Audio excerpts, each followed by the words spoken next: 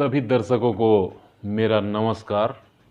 और आप सबों को पता है कि मैं इतनी जल्दी यूवीएसएल पर वीडियोस नहीं लाता। 15 को ही लाया था मैंने, उस दिन हियरिंग थी और आज 18 तारीख है। फिर से आया हूं और बोला था मैंने कि मैं ऑर्डर को डिटेल में बताने ज़रूर आऊँगा या आपको ऑर्डर की कॉपी ही अपलोड करके दिखाऊंगा। तो दोस्तों, स्वागत करता हूं आप सबों का अपने सोशल मीडिया मंच ठाकुर साहब बिहार पर। और मैं दीपक कुमार एक बार पुनः दिल से अपने सभी दर्शकों और अपने सभी यूवीएसएल के इन्वेस्टर मित्रों का हार्दिक अभिनंदन करता हूं। ये एक फॉर्मेलिटीज़ थी और एक छोटी सी फॉर्मेलिटीज़ और करूंगा। दोस्तों, बहुत अच्छा लगा आप लोगों ने मेरे लाइक करने के और सब्सक्राइब करने के रिक्वेस्ट को बहुत अच्छे तरीके से लिया और मुझे बहुत खुशी है कि 100 से अधिक लाइक आपने पिछली वीडियोस को दिए। इस बार भी दोस्तों प्लीज़ एक लाइक करते जाना। वीडियो में बहुत अच्छी अच्छी जानकारियां दूंगा। और दोस्तों, मैं वादा करता हूं कि ये खुशखबरी आप सबों को सुनाने जा रहा हूं, जिसको सुनने के बाद आप बेशक बहुत खुश होंगे और मुझे लाइक सब्सक्राइब तो करेंगे ही करेंगे। वैसे बहुत ही आश्चर्य की बात है दोस्तों कि 2-2.5 या मान लो 2-2.5 नहीं, 1.5-2 लाख तो कम से कम यूवीएसएल के इन्वेस्टर हैं उत्तम वैल्यू के। लेकिन पता नहीं कहाँ हैं वो लोग, दिखते नहीं हैं न यूट्यूब पर न सोशल मीडिया पर।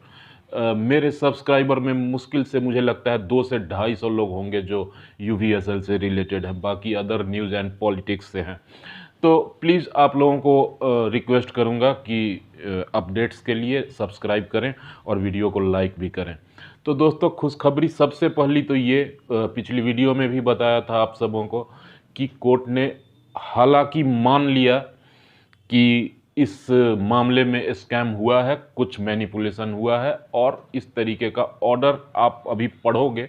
मैं अपलोड करूंगा इसी वीडियो में ऑर्डर की कॉपी, और उसको आप लोग स्क्रीनशॉट ले लेना या फिर जूम करके बाद में पढ़ के देखना, अपने अपने तरीके से उसका डिसेक्शन करना, सर्जरी करना। और सब पढ़े लिखे लोग हो आप लोग, इन्वेस्ट करते हो शेयर मार्केट में, तो सबको पता होगा कि ऑर्डर्स के क्या वैल्यू होते हैं और जजेस क्या सोच के इस तरह के ऑर्डर्स देते हैं। इस बात को मेंशन करना मेरे कमेंट सेक्शन में जब आपको फुर्सत मिले, जब आप मेरी वीडियोस देखो उसके बाद। तो सबसे पहले इन सब बातों में तो बहुत सारा समय बर्बाद हुआ दोस्तों। पहली चीज़, आपको एक और बहुत इंपॉर्टेंट चीज़ बताने जा रहा हूं कि कुछ लोग ऐसे हैं यूट्यूब पर, सोशल मीडिया पर, जो बेवजह का र्यूमर्स फैला रहे हैं और आप सब इन्वेस्टर्स को जो यूवीएसएल से मैं बोलूँगा प्रताड़ित हैं, ठगे गए हैं, उन सबों को वो लोग सिंपैथी बना के एक ट्रैप करना चाह रहे हैं कि हम लोग भी केस करेंगे दूसरा, मेरे साथ जुड़ो और इतने पैसे लगेंगे, हम वकील से बात कर रहे हैं। ऐसा कुछ नहीं हो सकता है दोस्तों। मैं आपको फिर से यकीन दिलाता हूं कि अब केस करने का समय समाप्त हो चुका है। इस कंपनी के जो भी डीलिस्टिंग की कार्रवाइयां हुई वो हुए 3 साल हो चुके हैं, करीबन होने वाले हैं। और इन मामलों में 1 महीने के अंदर आपको ऑब्जेक्शन कर देना होता है। ये 3 साल आप कैसे जस्टिफाई करोगे किसी कोर्ट में?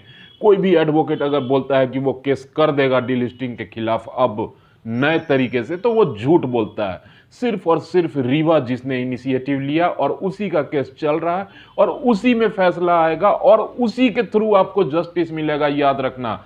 इसलिए रीवा मेंबर्स, रीवा के जो चेयरमैन हैं, रीवा के जो वीडियोज आते हैं ऑफिशियल, उनको सपोर्ट करो, उनके साथ बने रहो, उनकी बातों पर भरोसा रखो। अदरवाइज कोई भी आदमी आपको सिर्फ चीट और फ्रॉड ही करेगा, कुछ कर तो नहीं सकता वो कानूनन इस डीलिस्टिंग के खिलाफ नए तरीके से। और एक बात तो मैंने एक वीडियो में देखा कि वो बोल रहे थे ये जो केस चल रहा है अपीलेट ट्रिब्यूनल एनसीएलटी में, वो किसी रीवा मेंबर ने नहीं किया है, वो एसबीआई ने किया है। उनको कुछ पता ही नहीं है, ना वो पढ़ना लिखना जानते हैं जो ऐसा बोलते हैं।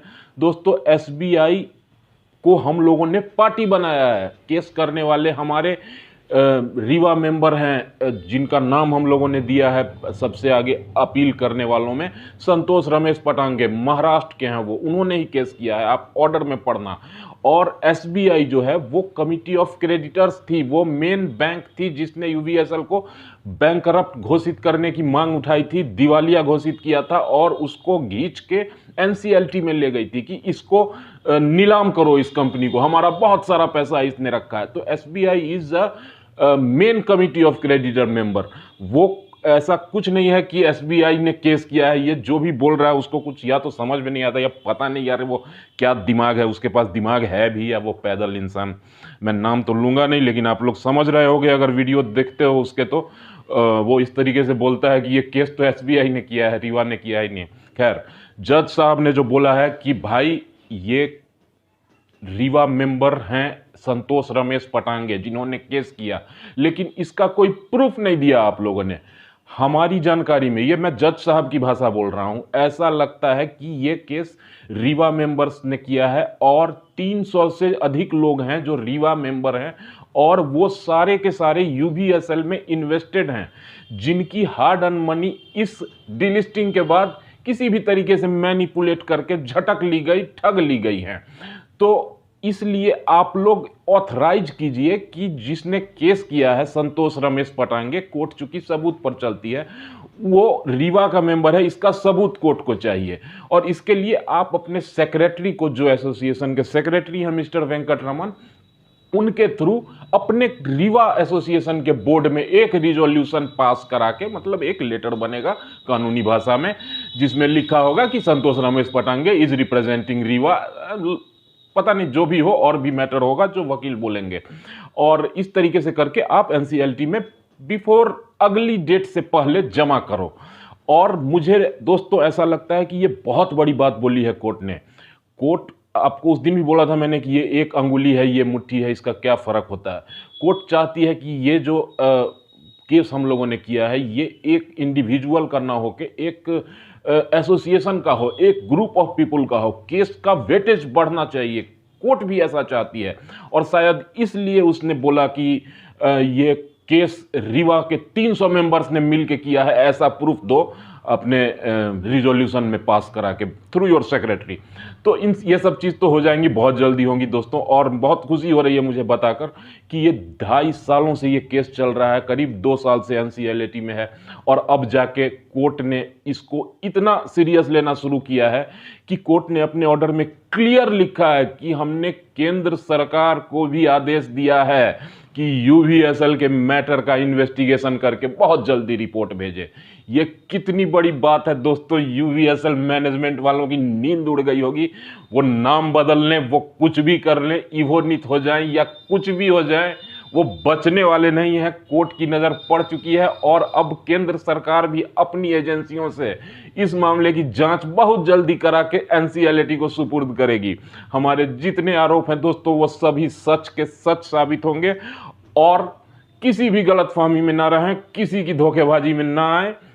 सिर्फ और सिर्फ रीवा मेंबर ही आपको इंसाफ दिलाएंगे। और ऐसा देख के आपको लग सकता है इस ऑर्डर को कि जज रीवा पर फोकस कर रहे हैं, तो ऐसा नहीं है कि सिर्फ रीवा का। हो सकता है ये कोर्ट का ऑर्डर जब आ जाए वापस करने का या कंपनसेशन देने का, तो ये सबों के लिए आएगा। ऐसा कोई कानून नहीं है कि सिर्फ एक एसोसिएशन ने अगर आवाज उठाई तो उसी को पैसा मिलेगा, बाकी के भी पैसे तो उसमें लगे हैं। कोर्ट या जुडिशियरी ये भी देख सकती है और ये देखेगी ही। इसलिए मैं सभी इन्वेस्टर्स को कहूंगा कि आप सब लोग रीवा से जुड़े रहें। रीवा मेंबर्स ही, रीवा एसोसिएशन ही आपको जस्टिस, इंसाफ, आपका पैसा वापस दिला सकती है। अब दोस्तों स्क्रीन पर आगे आपको इस ऑर्डर की 2 पेज में ऑर्डर शीट है, वो दोनों कॉपी आएंगी और उसको आप लोग डाउनलोड भी कर सकते हो, स्क्रीनशॉट ले सकते हो, उसको पढ़ के अपने हिसाब से समझ के देख सकते हो। फिलहाल इतना ही इस वीडियो में, इससे ज़्यादा नहीं बात करेंगे, लेकिन बहुत जल्दी वीडियो बनाएंगे। बस आप थोड़ा सा लाइक और सब्सक्राइब का मेरा टारगेट जो है इस बार थोड़ा बढ़ा देना यार। प्लीज़ लाइक और सब्सक्राइब कर देना, बहुत मेहनत करता हूँ आप लोगों के लिए। और इतनी सारी ज़रूरतें, अपनी बहुत सारी बेसिक काम के समय मैं वीडियोस बना रहा हूं, इसलिए इस बात को ध्यान में रखना। ज़्यादा रिक्वेस्ट नहीं करूंगा। अगली तस्वीर अब ऑर्डर शीट की होगी। Thank you.